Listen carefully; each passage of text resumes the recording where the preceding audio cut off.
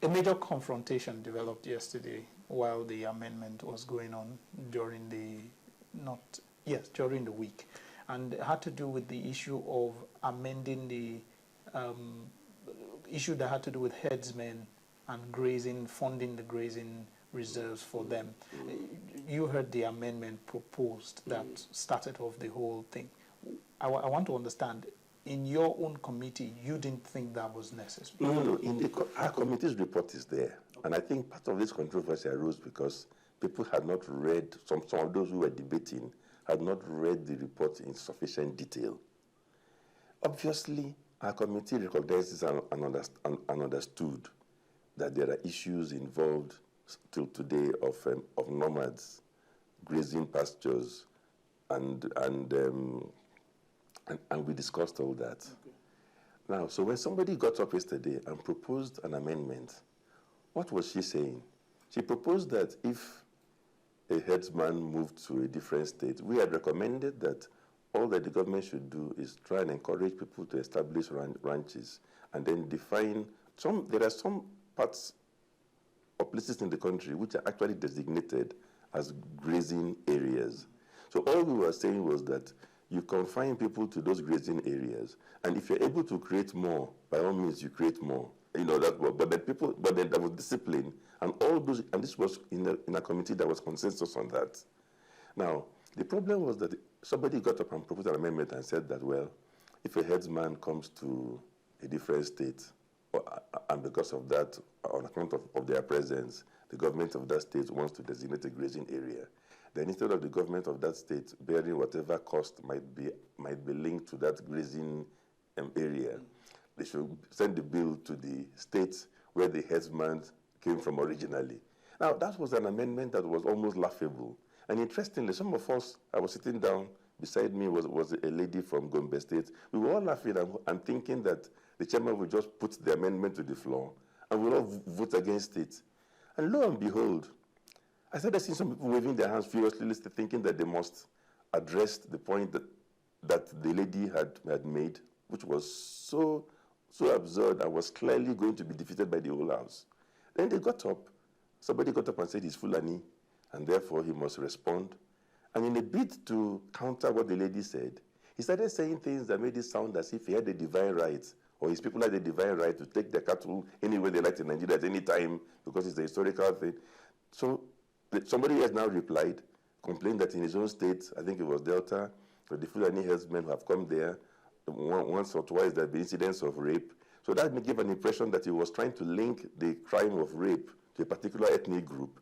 So the next Fulani man now responds. So a simple matter that was almost ludicrous, irrelevant, and would have been voted out, now turned slowly before our very eyes into some ethnic issue with people trying to make it Fulani versus others, Meanwhile, our committee had resolved the whole matter because we had thought through the whole thing. We recognized the reality on the ground, and we are recommending a future direction which nobody could quarrel with. Now, there are some lessons there also, because I'm not trying to fault the leadership, but if you were in that hall like I was, you would have sensed that the mistake that was made was when I think it was the vice chairman, made the mistake of allowing a debate on that particular amendment, when had it been simply subjected to a voice vote, it would have been killed. And also the other lesson is that people who want to get up and debate something have to be careful, their choice of language. They have to make sure they fully understood the report, because in a bid sometimes to argue a case, you overstep some boundaries. You then offend people.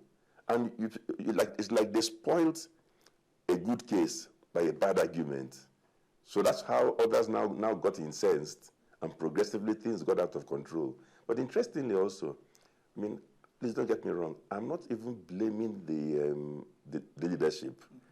You can never score 100% every time, and you learn from incidents. Also, it's easier sometimes for you and I to feel the pulse of the house. We're on this side. When you're on a high table, and in front of you are sort of TV cameras, lighting, in everything, you cannot really completely feel the pulse of the house behind. So we knew we were laughing and we were making fun of the amendment, and we were just waiting to kill it. When the chairman or the vice chairman saw people in front of him waving their hands furiously, they must speak, and they were agitated, and he gave them the microphone. And they promptly spoiled their own case through poor arguments, and things got out of hand. But interestingly, a previous lesson was now brought in to rescue the situation. If you remember, when we were argued over this issue of voting, whether it was 2/3 or 3/4, I remember it was Fola Adeola and myself who got up and told the leadership at that time, more or less like an informal motion, that listen, when you encounter a rowdy session like this, the classic thing to do in corporate governance is to adjourn and take that matter to a different date, a different time. Time alone heals wounds.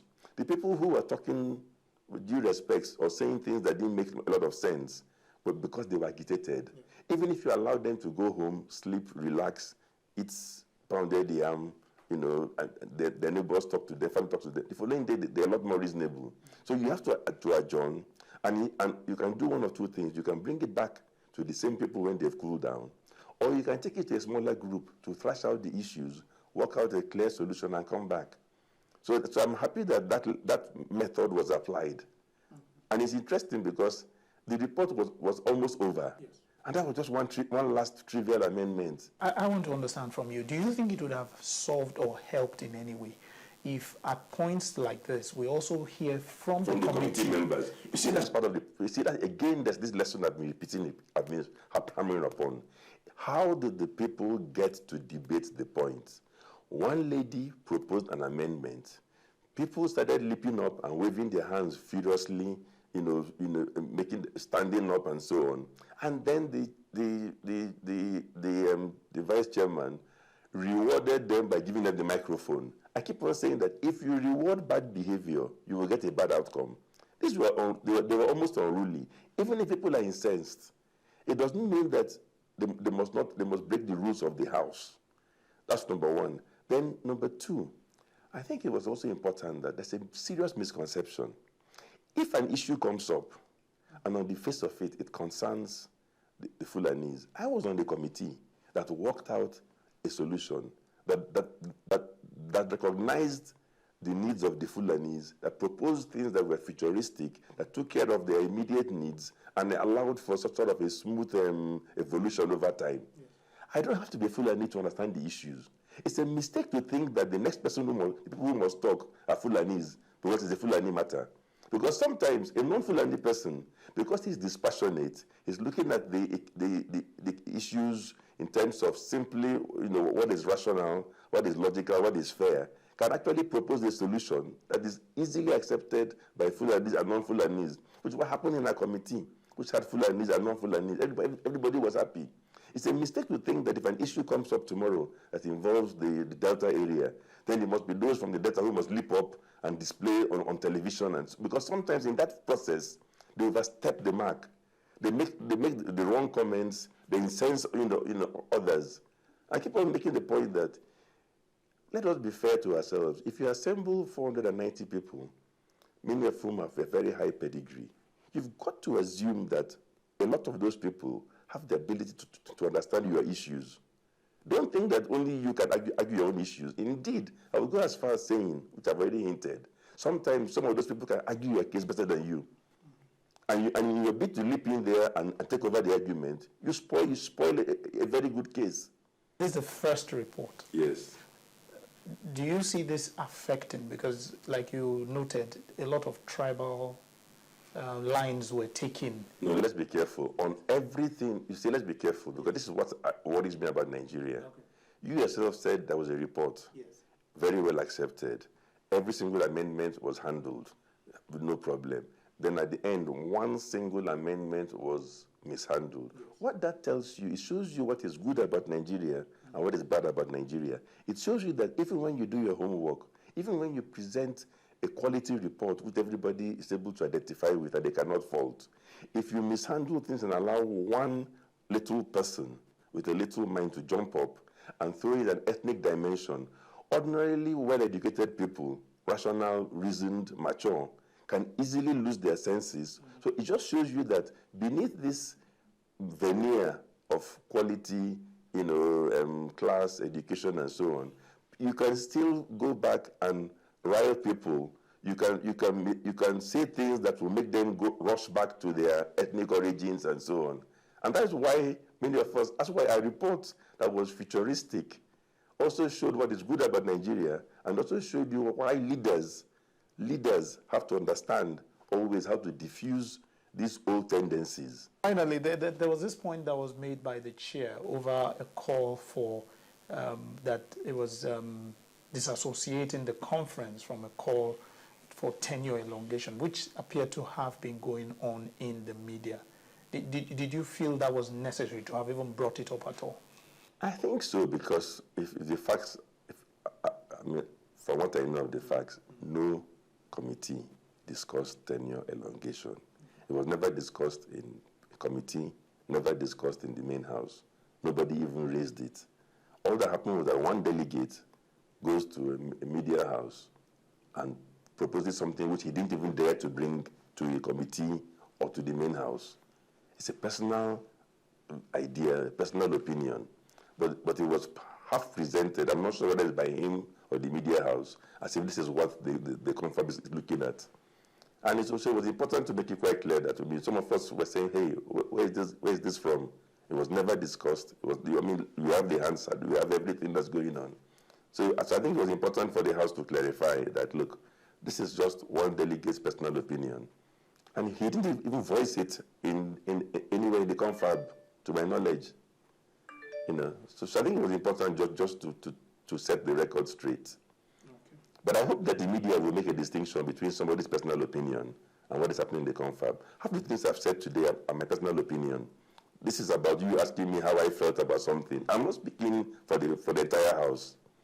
So there should be that distinction between what I think versus what the confab has decided. What would you tell, if we're going back to the conference now and looking forward, what would you tell Nigerians to expect going forward from the conference and this consideration that will be? I think our report, which was the first one, was very well received. Yes. And in fact, my worst nightmare was if they chose any report as the first one, and that first report was a disaster, and nobody could agree with it, and there was a fracas in the House. That would have been terrible. So it's positive that our report was very well received.